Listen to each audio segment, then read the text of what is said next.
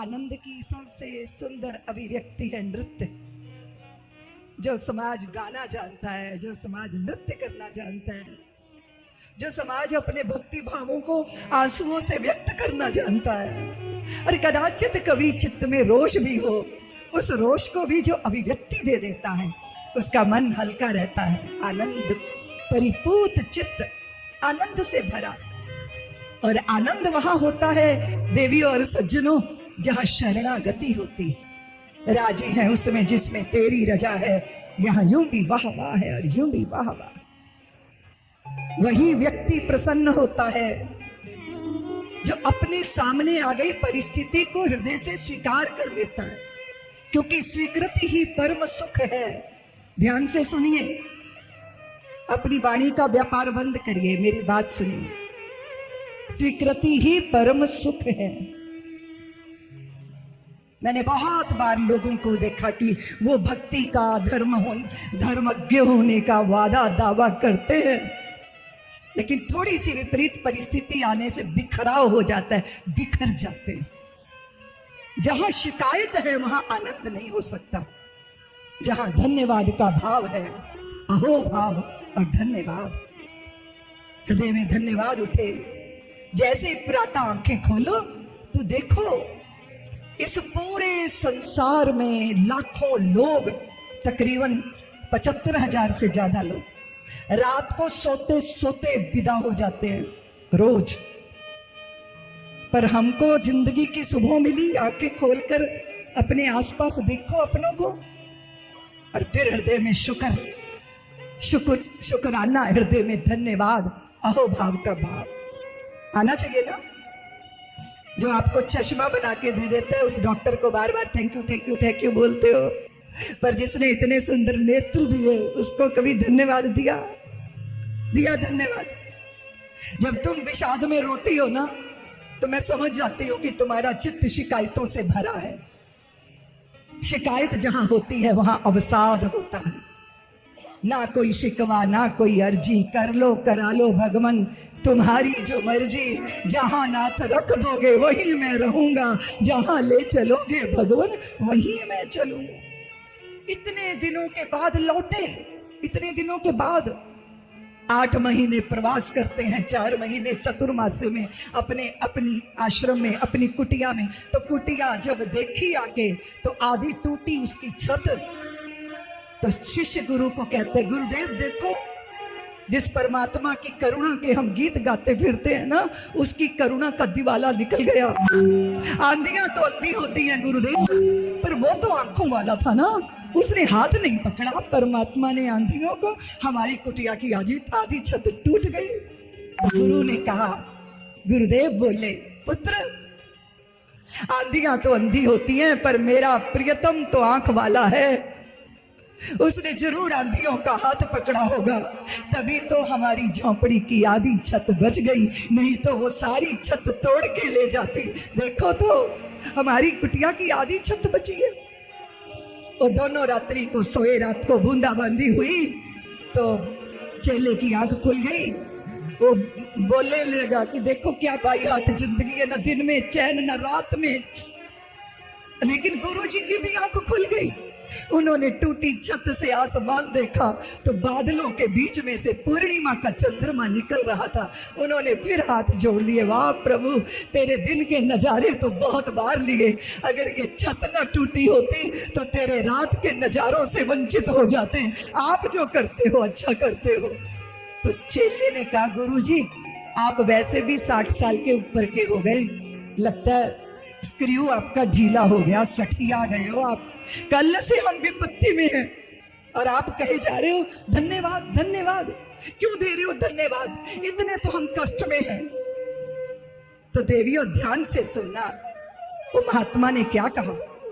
वो महात्मा ने कहा, वत्स मैं स्वयं का मित्र हो गया हूं। ध्यान से सुनना सज्जनों, उस महात्मा ने कहा कि पुत्र मैं स्वयं का मित्र हो गया हूं।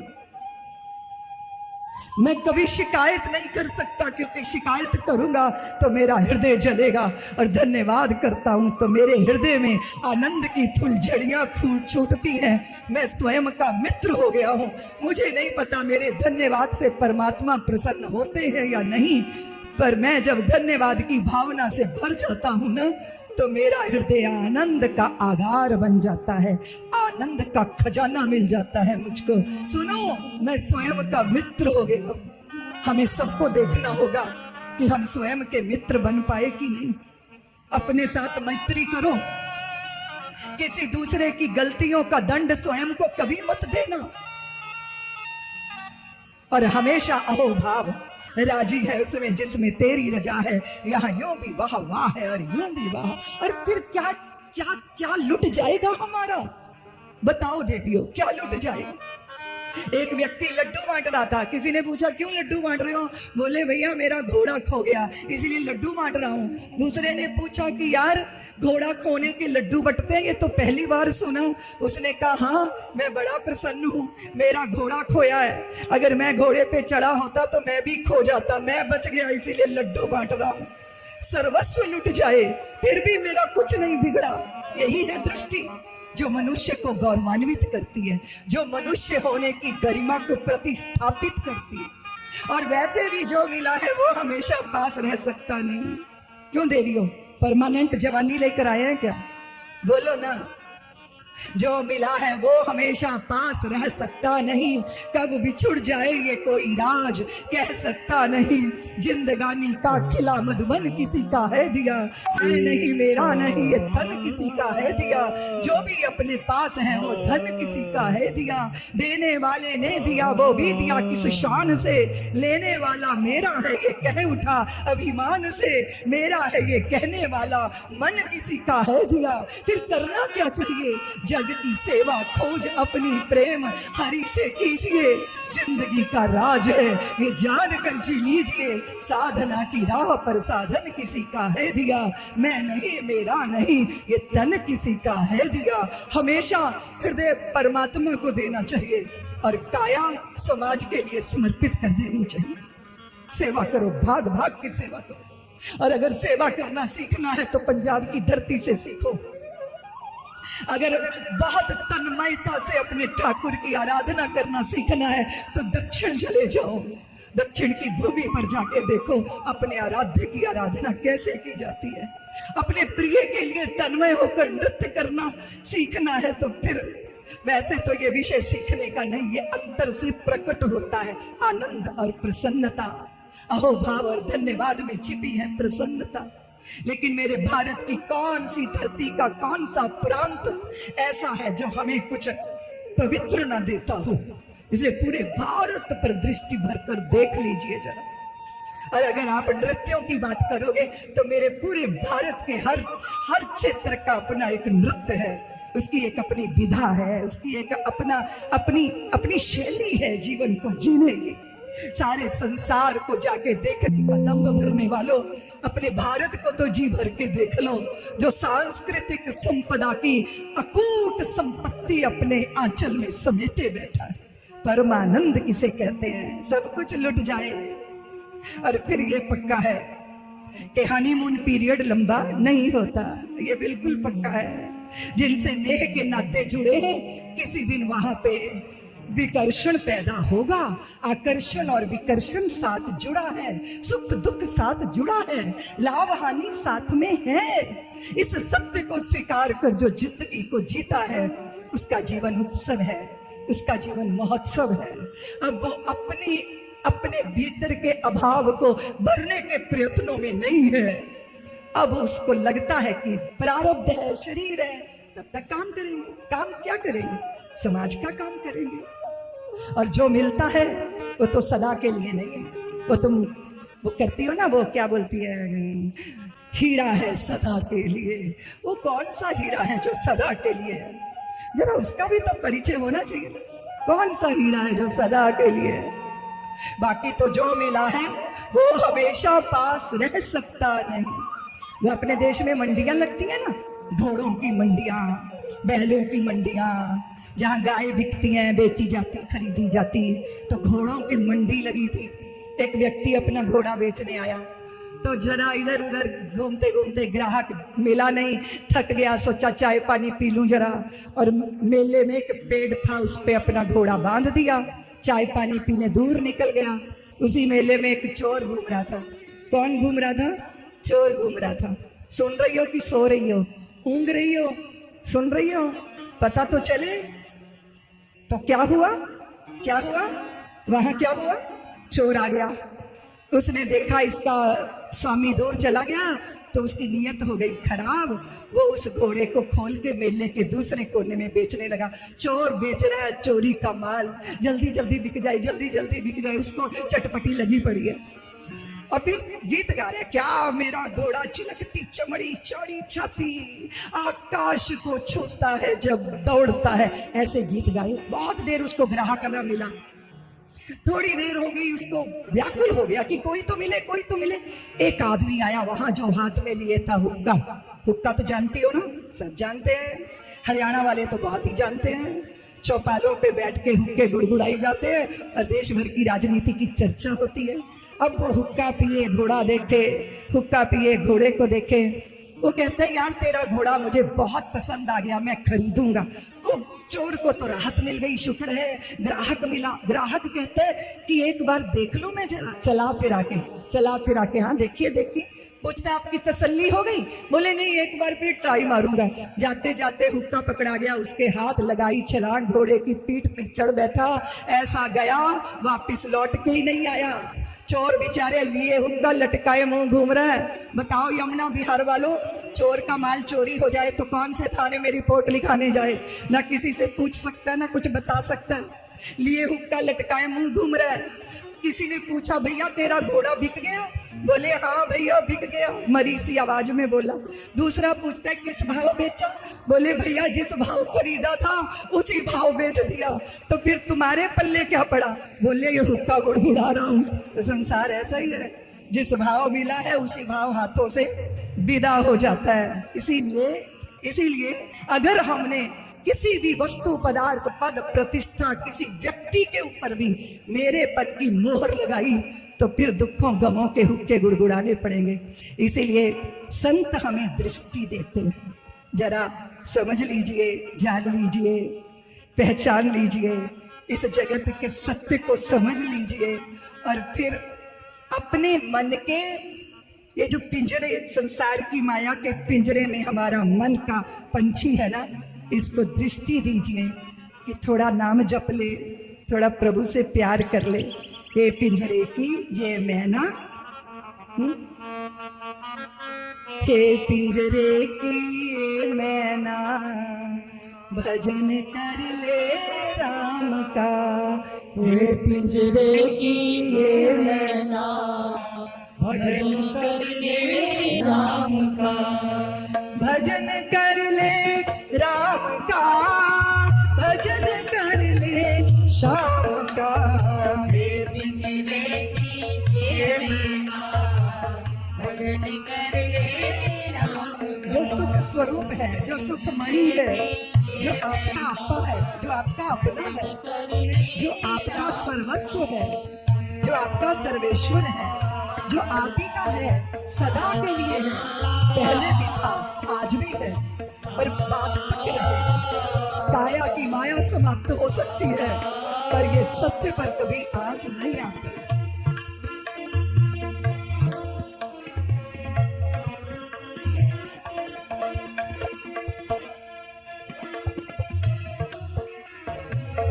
आज हमारा सद्भाग्य है, हमारे बीच में हमारी बहुत ही परम मित्र आदरणीय डॉक्टर शारदा जैन जी आई हैं, हमारे गोयल भैया भी आए हुए हैं। मैं आप सबका बहुत बहुत स्वागत करती हूँ, सत्कार से, आदर से। कोड़ी कोड़ी माया जोड़ी, कोड़ी कोड़ी माया जोड़ी, कभी किसी को भी राम नाम अनमोल रतन है, राम राम तू कहना। राम नाम अनमोल रतन है, राम नाम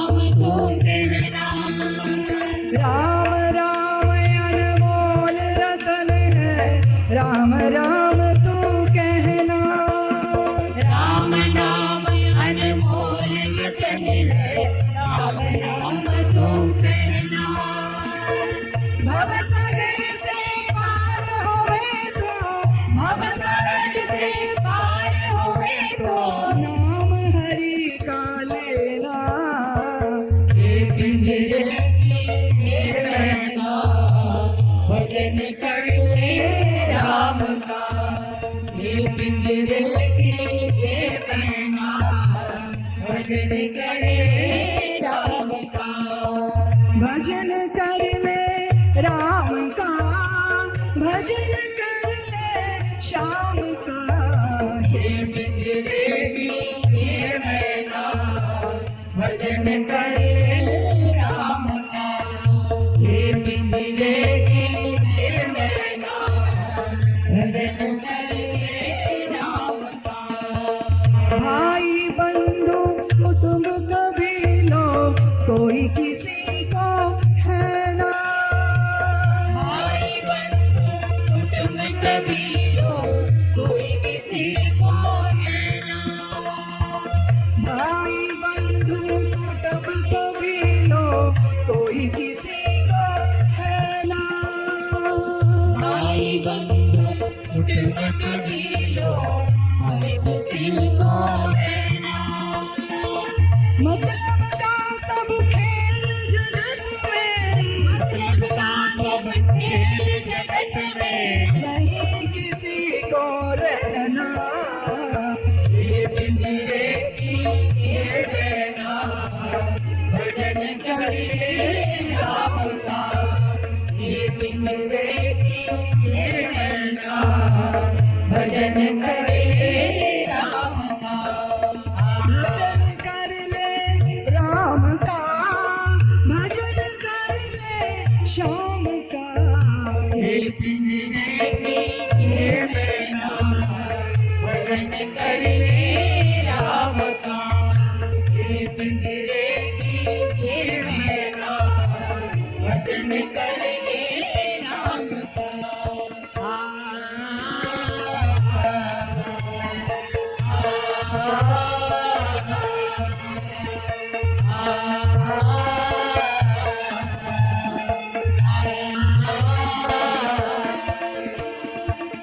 कौड़ी कौड़ी माया जोड़ी कभी किसी को देना।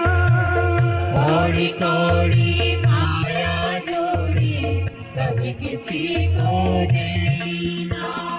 कौड़ी कौड़ी माया जोड़ी कभी किसी को देना।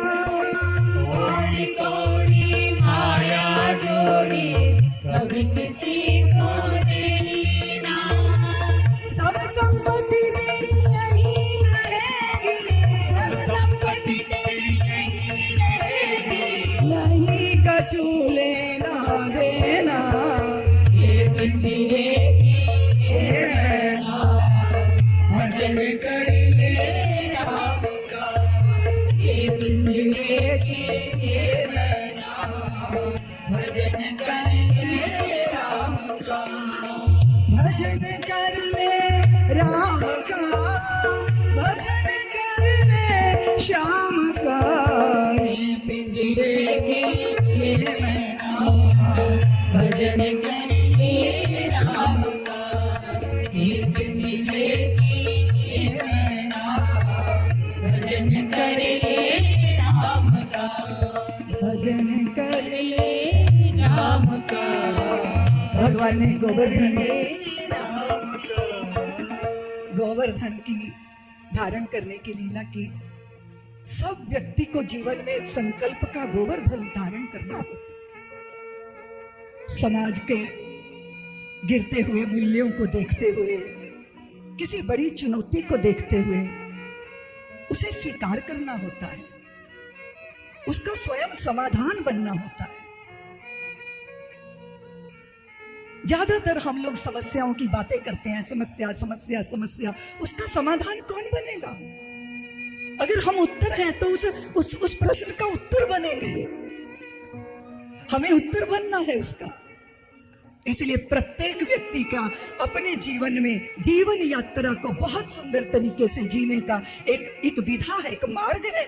किसी भी तरह कोई भी शुभ संकल्प का गोवर्धन धारण करो, समाज उस पे लकुटियां लगाता है सहयोग की, पर किसी एक को साहस करना होता है। भगवान ने गोवर्धन धारण किया। गोवर्धन धारण की लीला संकल्प को धारण करने की लीला। इतने सारे इंद्र की घनघोर वर्षा, उसके द्वारा अतिवृष्टि हुई, मानो भगवान ने अपने समस्त सखाओं को मिलकर एक तटबंध वहां निर्मित किया गया ताकि वहां जल का भराव न हो। पूरी भगवान के जीवन की लीलाएं क्रांति का डिमडिम घोष है। माखन चुराने के लिए माखन नहीं चुराया गया था, मटकियां फोड़ने के लिए मटकियां नहीं फोड़ी थी। समाज के अंतिम व्यक्ति का जब तक पोषण नहीं हो जाता तो कोई खाने की चीज, व्यापार की वस्तु कैसे बन सकती है? यही तो मंत्र था भगवान का। ब्रज की सबसे महान लीला जो थी वो रास लीला। रास रची आपने, किया है काम निष्काम, निष्काम काम को अकाम किया आपने। बड़े बड़े मानियों को, ध्यानियों को, ज्ञानियों को भोग में अभोग का दर्श दिया आपने। चांद की चकोर चली साँझ झकझोर, ले हिलोर पोर पोर, ऐसा रस दिया आपने। काम की कला कम कुमलाई, कुमलाई घबराई, बस कर लिया आपने। कलिंदन के कुंजन कदम्बन कलीरन में, कोकिल पपीहा मयूरन के झुंडन में, भौरन में भौरन में, मौनन में छोनन में, नीरन के चीरन के अमृत के कुंडन में, बास प्रियतम पास बस एक प्यास, बास प्रीतम के पास एक बार पाऊं मैं। सबकी एक आस एक प्यास एक दास, बार बार फेर बेके फेर अब मिटाऊं मैं। कि कौन नर नारी सदाचारी व्यवचारी कौन, अपने पराये भाव का अभाव हो गया। मन बुद्ध चित्त और जीव भाव खो गया। इंद्रियों के सहित देह भाव की दशा पे क्या, मन बुद्ध चित्त और जीव भाव खो गया। तो खास खास आम हुए, आम हुए खास खास, खास आम में पुनीत प्रेम पात हो गया। योग नेम नित्य नेम सत्य प्रेम छूटे सभी, आत्मा परमात्मा में आत्मसात हो गया। रास रची आपने, किया है काम निष्काम। देखा जाए तो हर पल हर क्षण सारी ब्रह्मांड में रास घटित हो रहा है। गोपांगनाओं को वेणु वादन से पुकारा गया था, जिन्होंने प्रभु को पुत्र के रूप में, भाई के रूप में, सखा के रूप में समझा। निमंत्रण उनको नहीं मिला जिन्होंने प्रियतम और कांत के रूप में भगवान की कात्यायनी मां की अर्चना करके प्रभु हमें प्रियतम के रूप में प्राप्त हो। वो वेणु का निमंत्रण उन्हीं गोपांगनाओं के लिए था। वो गोपांगनाएं आई और भगवान ने उनको अपने प्रेम का दान दिया। उनके चित्त में एक भाव पैदा हो गया कि जो ब्रह्मा द्वारा पूजित है, जो शंकर द्वारा वंदित है, जो त्रिदेवों के द्वारा और जो देवताओं के द्वारा जिनका वंदन पूजन अर्चन होता है, वो भगवान हमारे अनुगत हैं, वो हमारे प्रेम के दास हैं। बस अभिमान आया और भगवान वहां से अंतर्धान हो गए। आप भी अपने जीवन में देखिएगा, जब कभी ईगो आपकी ज्यादा पहाड़ बन जाती है ना, तो आपके हृदय में विषाद का विष घुलने लग जाता है। किसी झरने पर अगर पत्थर की चट्टान आके टिक जाए तो झरने का प्रवाह रुक जाता है। अगर हमारे हृदय से आनंद विदा हो गया तो इसका अर्थ है कि कहीं ना कहीं हमारे हृदय के स्रोत पर हमारी अज्ञानता का, अभिमान का, अविद्या का कोई चट्टान आकर टिक गई है। इसलिए अब आनंद नहीं है, अब जीवन में आनंद नहीं है, बस व्यवहार निभाया जा रहा है, बस हो रहा है। न पगों में नृत्य है, न आंखों में कुमारी है, न सबको आलिंगन में, न सबको अपने प्रेम और सामर्थ्य, अपने नेह और वत्सलता के आलिंगन में बांधने का अब उत्साह नहीं है जीवन में। क्यों हुआ ऐसा? विचार तो करना चाहिए, क्यों हुआ ऐसा? और इसका कारण कहीं बाहर मत ढूंढिएगा, इसका कारण कहीं पति और पत्नी और पुत्रों या मित्रों को, परिस्थितियों को दोष मत दे दीजिएगा। अगर अवसाद है चित्त में तो इसका कारण हमारी अज्ञानता है, हमारा अभिमान है, हमारी ममता है, या हमारे अंतर मन की अहंता है। जब भगवान अंतर्धान हुए तो गोपांगनाओं ने बहुत ढूंढा उनको, और फिर यमुना के पुलिन पर आकर रुदन किया। उनके रुदन को वेद व्यास जी ने गोपी गीत कहा। गोपी गीत का जो अनुशीलन कर लेता है, उसको किंचित मात्र भी हृदय में धारण कर लेता है, तो उसके आसपास भगवान नृत्य करने लगते हैं। गोपी गीत क्या है? अपनी अज्ञानता को स्वीकारना, सबके बीच में अपनी मूढ़ता को स्वीकार करना। और फिर कुछ रोष की बातें हैं जो भगवान से कही गई हैं। हमारे पास अवकाश तो नहीं है, हमें लाला का ब्याह करवाना है आज, लेकिन फिर भी गोपी गीत की कुछ पंक्तियां हम जरूर गुनगुना के आगे बढ़ेंगे। जयति तेधिकं जन्मना ब्रजा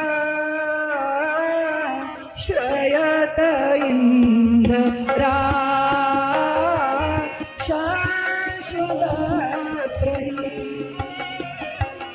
जयति देशता देशुता त्वयिद्रिता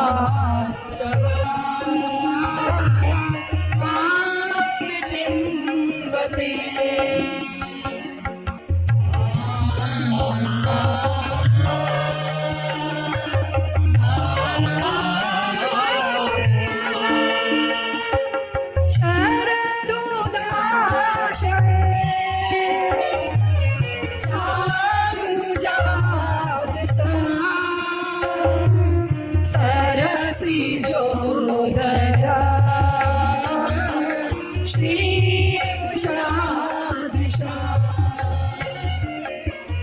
सूरतनाथ के शुल्क दासिका वरदीन तो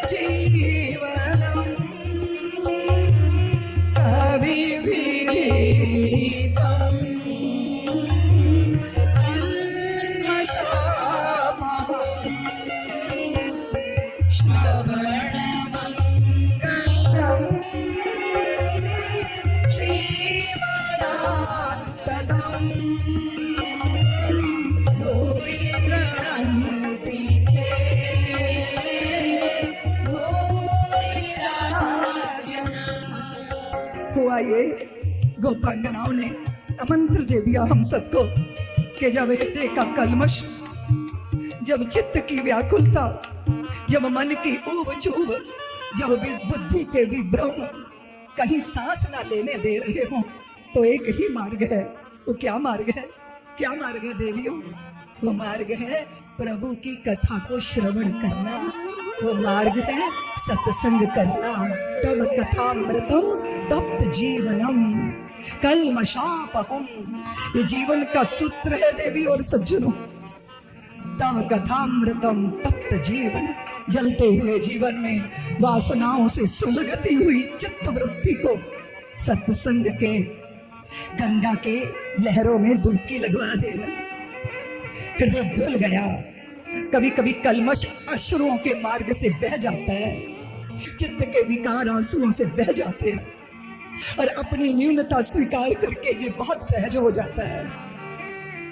अपनी अकिंचनता को स्वीकार कर लिया गोपांगनाओं ने, और भगवान रास राशेश्वर बनकर प्रकट हुए थे, और पूरा ब्रज नहीं सारा ब्रह्मांड स्तब्ध हो गया था उस सुंदर झांकी का दर्शन कर। रास रचो है, रास रचो है, यमुना के तीर महा रास रचो है, रास रचो है, रास रचो है, यमुना के तीर महा रास रचो है, रास रचो है, रास रचो है, यमुना के तीर महा रास रचो, रास रचो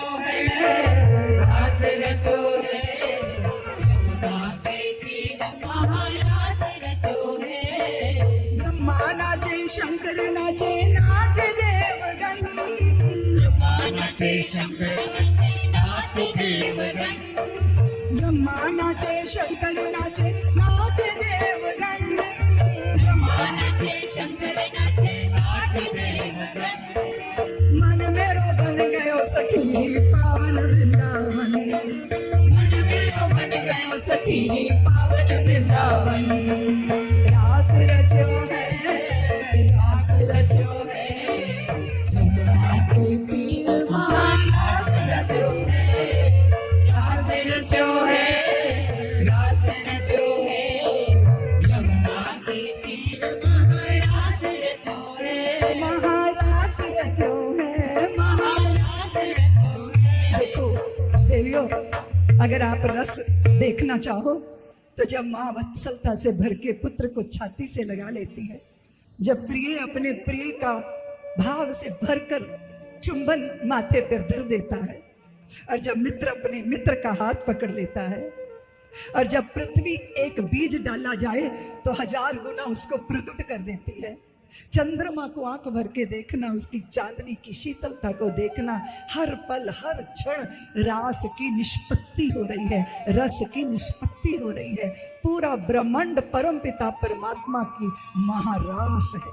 मुझे आपको वहां ले चलना है जहां जिन परिस्थितियों से हम सामना नहीं करना चाहते, उनकी चर्चा करने में हमें डर लगता है, हमें भय लगता है। नंद बाबा ने यत्र तत्र सर्वत्र जब जब कभी महापुरुष मिले तो उनको पता है कि मेरे औरस पुत्र नहीं है ये,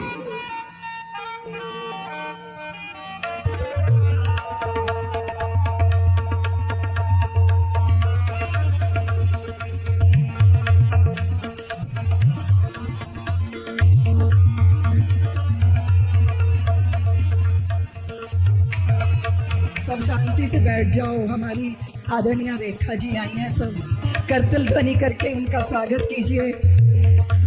आप मातृशक्ति की गरिमा है। देवियों, आपको तो ताली ज्यादा बजानी चाहिए कि देखो भारत की नारी राजनीति के क्षेत्र में हो, सामाजिक क्षेत्र में हो, हर जगह अपना योगदान दे रही है। बाकी सारे लोग भी शांति बना के बैठो, बैठ जाओ, बैठ जाओ सब लोग। आपका बहुत स्वागत है। आप लोग बैठ जाओ, कोई भी बात नहीं करो, बैठ जाइए। जितने भी रेखा जी के साथ लोग आए हैं बैठ जाओ, भूमि पे बैठो। आज भूमि पे बैठने का आनंद लो। तो हम निवेदन कर रहे थे कि क्या कह रही थी मैं? हाँ? मुझे लगता है कि अब हृदय धन जाने वाला है, तो कैसी व्याकुलता होगी है ब्रजजनों के बीच में। अक्रूर जी को भेजा था कंस ने, अक्रूर जी का हृदय प्रकंपित हो गया कि इतना क्रूर कर्म मुझसे करवाया जा रहा है। लेकिन हृदय में आश्वासन था कि मैं श्याम सुंदर के दर्शन करूंगा, जो तारक हैं, जो पालक हैं, जो उद्धारक हैं, जिन्होंने इतने इतने असुरों को काल कबलित कर दिया और जिससे मेरा भी स्वामी भयभीत रहता है, उनके दर्शन करूं। भारत के अतीत के भारत की एक ऐसी झांकी होती थी सज्जनों देवियों कि संध्या की बेला, गोधूली बेला, भगवान गौ माताओं को चराते चराते वापिस लौटा के लाए हैं। गोधूली बेला है, गौ माताओं की चरणों की धूल आसमान को छू रही है।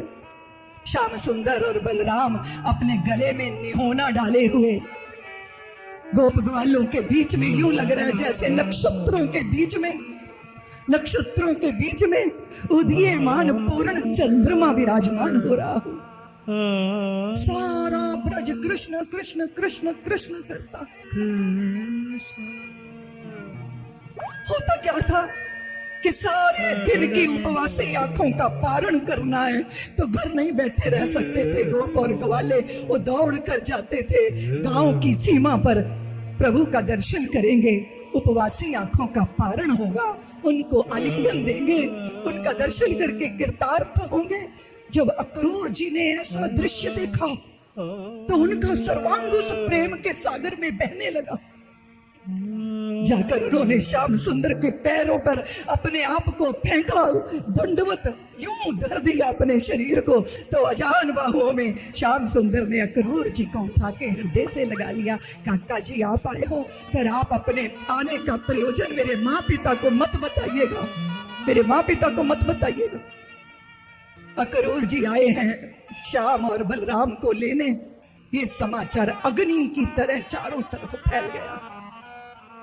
उस दिन ब्रज में भोजन नहीं बना, गाय नहीं दुही गई, सब के सब ऐसे स्तब्ध हो गई। एक वो सुबह थी जो मिलन का पैगाम लाई थी, और एक ये संध्या है जो बिछड़न का संदेशा लाई है। रोते बिलखते व्याकुल यशोमती मैया ने देखा श्याम सुंदर भीतर क्यों नहीं आ रहे, बार बार उठ रही है, जा रही है, आ रही है।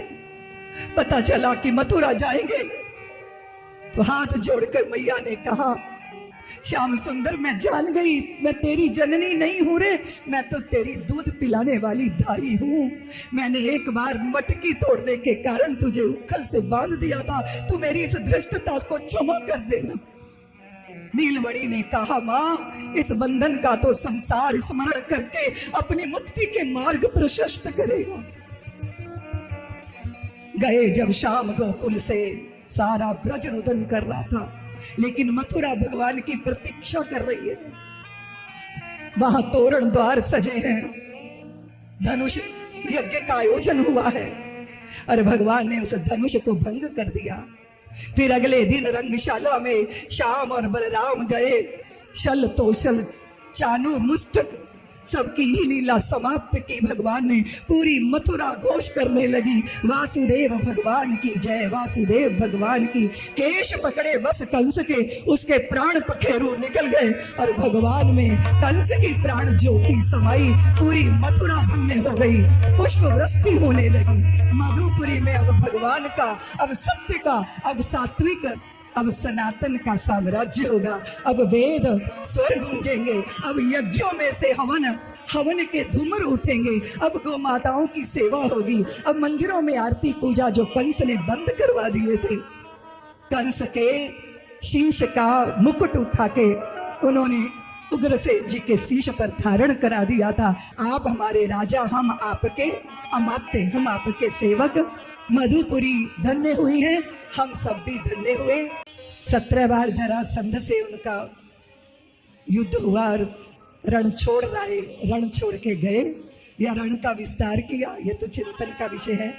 द्वारका बसाई गई, और भीष्मक जी की कन्या रुक्मणी जी से भगवान का पाणी ग्रहण हुआ। तो हम सब लोग जल्दी जल्दी रुक्मणी जी के वहाँ चलते हैं, जहाँ भगवती स्वयं गिरजा भवानी के मंदिर में पूजा के लिए गई हैं, और द्वारका से भगवान आएंगे और हमें साथ ले जाएंगे, ऐसी प्रतीक्षा कर रही हैं। भारत भर की समस्त देवियां जितनी भी हैं, वो जब भी मन वांछित वर की कामना करती हैं तो भगवती पार्वती को ही मनाती हैं। जैसे ही पार्वती के चरणों में रुक्मणी जी ने माथा रखा तो उनके गले की माला भगवती रुक्मणी के गले में आके गिरी, मानो माँ ने आशीर्वाद दे दिया। और भगवान मंदिर के द्वार पर आकर खड़े हुए और कहा कि देवी रुक्मणी, मैं आपके निमंत्रण पर कुंडनपुर आपके सम्मान में स्वयं प्रस्तुत हूँ। और जैसी रुक्मणी भगवान के चरणों में प्रणाम करने लगी, भगवान ने हजार बाहुओं में भर के रुक्मणी जी को रथ पर आरूढ़ कर लिया। समस्त समाज देखता रह गया। जो पहरेदार थे उन्होंने कहा, जो हो रहा है इससे बढ़िया और शुभ कुछ हो नहीं सकता। शिशुपाल बारात लेके बैठा था, लेकिन रुक्मणी शिशुपाल के साथ विवाह करने को राजी नहीं थी। लूट कर ले गया दिल जिगर सांवरा जादूगर।